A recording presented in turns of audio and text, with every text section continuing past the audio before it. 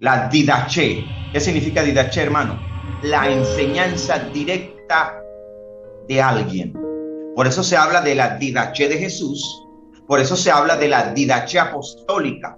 Lo que ya entonces los propios apóstoles transmiten a sus discípulos, como Juan, cuando ya sabe que va a morir, y en el año 100 después de Cristo, después de haber salido del exilio, Juan establece a Policarpo como principal de la iglesia de Jerusalén. Juan a Policarpo le da ciertas instrucciones y cosas, fundamentos, para que avancen.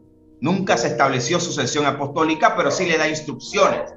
Policarpo y Atanasio y otros escriben esas cosas, y se escribieron, no se incluyen dentro del canon de 66, pero se encuentran esos escritos llenos de riqueza y de conocimiento, y en la mayoría de los casos eran instrucciones de Juan a ellos. Hablando en el ejemplo de este Juan, esa enseñanza se llama didaché, enseñanza directa. Jesús tuvo enseñanza directa con los apóstoles. La didaché de Jesús es una enseñanza que permitió que nuestro Señor Jesucristo tratara con las personalidades de cada uno de ellos. Trató con el imponente Pedro, carácter fuerte. Trató con la fragilidad la entonces fragilidad de Juan, porque Juan, para los que no saben, era el apóstol más joven. Trajo mucho problema entre los apóstoles por la juventud de Juan. Eso lo damos en esa enseñanza. Tratamos todo el conflicto que había entre Pedro y Juan, el respaldo que tenía Pedro de todos los apóstoles para ostentar ser el líder después de Jesús. Y hubo esa batalla, hubieron procesos donde el Señor les enseña humildad. Eso arranca por allá en Mateo 18, va culminando en Mateo 20 en adelante, y es donde aparece el pasaje tan increíble, cuando Jesús le dice a ellos que los reyes y los gobernantes ejercen sobre ellos autoridad, mas entre vosotros no será así. El que quiera ser el mayor entre vosotros debe ser el que sirve, porque el Hijo del Hombre no vino a ser servido, sino a servir. Todos recuerdan ese pasaje, se predica mucho, se enseña mucho de él, pero este pasaje era la resolución de Jesús, tratando personalidades duras entre los apóstoles. Aquel lavatorio que hizo Jesús era una de los cincelazos finales de Jesús, tratando con ellos para enseñarles humildad. Por lo cual, cuando aparece el apóstol Pablo, ellos son discípulos, ya no son discípulos, corrijo, son apóstoles formados. Su carácter había menguado, no había altivez, no había esa necesidad de quién es el mayor, quién quiere ser el mayor, Señor, quién se sentará en tu trono a tu derecha y a tu izquierda. No, ya se acabó ese asunto, porque fueron procesados, fueron tratados, para que pudieran entender de que si Dios escogió a un hombre llamado Saulo de Tarso, fariseo de fariseos, de la tribu de Benjamín,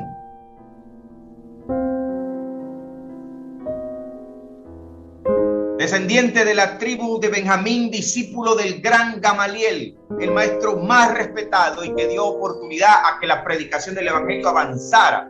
No se metan con esos hombres, porque se pueden estar encontrando con estar peleando con Dios. Los apóstoles procesados logran entender que Pablo tiene una tarea que ellos no pueden, no deben y tampoco están dispuestos a cuestionar. Mire lo que dice Pedro. Y les dijo: vosotros sabéis cuán abominable es para un varón judío juntarse o acercarse a un extranjero, pero a mí me ha mostrado Dios que a ningún hombre llame común o inmundo. Amado hermano, esta enseñanza Pedro la recién acabó de aprender. Pedro recién acabó de aprender de que él no le podía llamar inmundo a ningún hombre, aunque fuera gentil, porque la visión de Pedro mata y come, y estaban los animales impuros o inmundos considerados por la ley era justamente preparando el corazón de Pedro para esa misión en casa de Cornelio. Y no solo la misión en casa de Cornelio, sino que Pedro necesitaba unos cincelazos. Yo digo cincelazos y le voy a explicar por qué. Nos estamos conociendo, ¿verdad? Yo uso cincelazos, yo uso las manos del alfarero y también uso pinceladas. El Señor a veces nos tiene que dar pinceladas suavecitas. A veces el alfarero te está formando tiernamente, ¿verdad? Pero hay veces que el alfarero te tiene que dejar caer. Yo utilizo también que a veces el alfarero te tiene que dar con el cincel. ¿Por qué? Porque hay gente tan dura de aprender y ser formados, que el alfarero tiene que agarrar cincel y martillo y darnos en la cabeza. Entonces, digo cincel aquí como una manera coloquial de expresarme, porque Pedro ya había sido tratado por la didaché de Jesús, enseñanza directa de Jesús, la más grande y más poderosa, incalculable enseñanza dada en la historia de la humanidad. El Rey de Reyes y Señor de Señores, el más hermoso de los hijos de los hombres, el Verbo hecho carne, los enseñó. Aún así, Pedro necesitaba cincel, porque ya se supone que debía ser un Pedro procesado. Pero Pedro todavía tiene una expresión que dice: vosotros sabéis cuán abominable es para un varón judío juntarse o acercarse a un extranjero, hablando de los gentiles. Pero a mí, es decir, hermanos, yo vine porque me mandaron. Yo vine porque el Señor me lo dijo. Si no, no vengo. En pocas palabras, lo que Pedro estaba diciendo era: yo fui casi forzado a venir. Pero para un judío es abominable. Ahora, yo lo que quiero que usted rescate de aquí es este hombre que todavía necesitaba cinceladas finales en su formación. Definitivamente no parecía tener el perfil correcto o adecuado para ser el apóstol que llevaría el mensaje a los gentiles. Los gentiles somos la iglesia redimida. Este no era el hombre. Ahora, no se adelante, porque usted va a decir: no, hermano, usted está sacando a Pedro de la ecuación. No. Paciencia, Solín, mucha paciencia. Vienen enseñanzas donde vamos a ampliar, que no es que estamos poniendo que Pablo es el único acá, el que manda. No. Por favor, no se me adelante.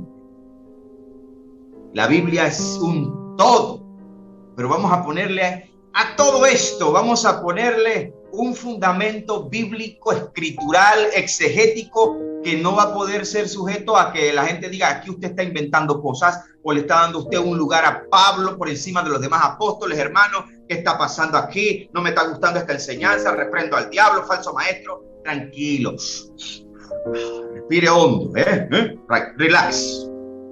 Vamos conociéndonos, ¿verdad?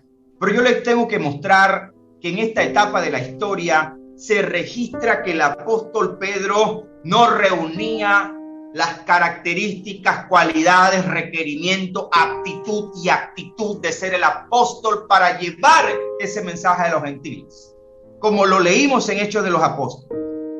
Porque instrumento escogido me es este. Vamos a estudiar esto para saber por qué Dios, el Señor, le llama instrumento escogido. Y en la segunda carta del apóstol Pedro, la carta universal de Pedro, usted va a ver algo muy especial. Contexto de la carta: Pedro está escribiendo la última que se registró.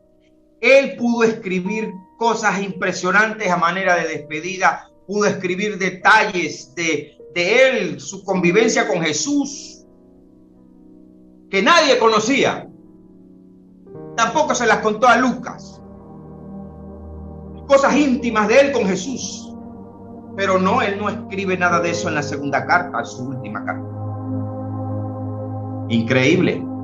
Pero se muestra aquí el verdadero Pedro procesado ya definitivamente por Dios. Es decir, todos los hombres de Dios, no crea que usted ya está listo, ya usted está listo. Mire, hermano, usted puede tener 50, 60 años, todos, hasta que partamos de esta tierra, seguimos siendo procesados por Dios. Porque hay cositas que nadie va a soltar.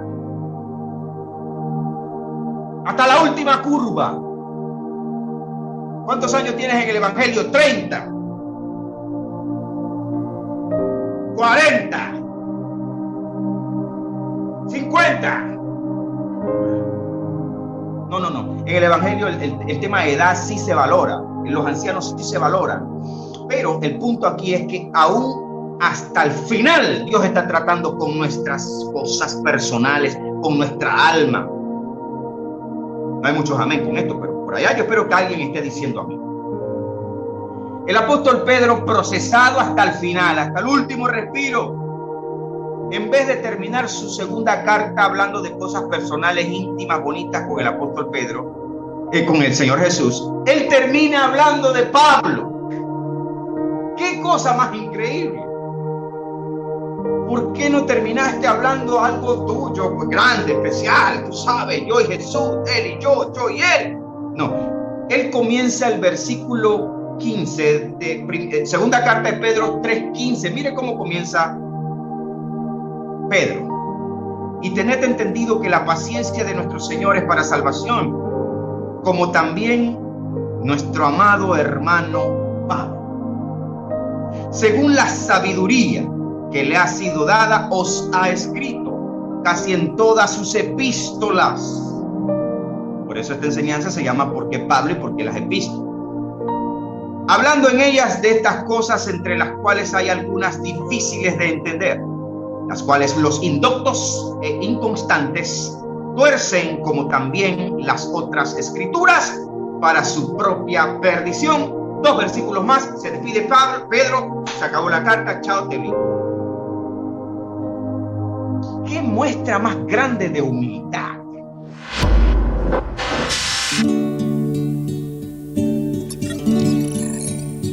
Adoraré a mi rey con mi ser. Yo le daré lo mejor de mi vida. No buscaré nada que contriste su Santo Espíritu.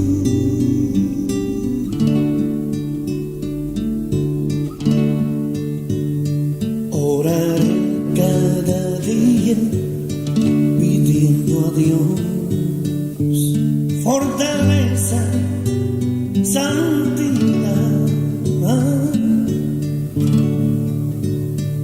porque sin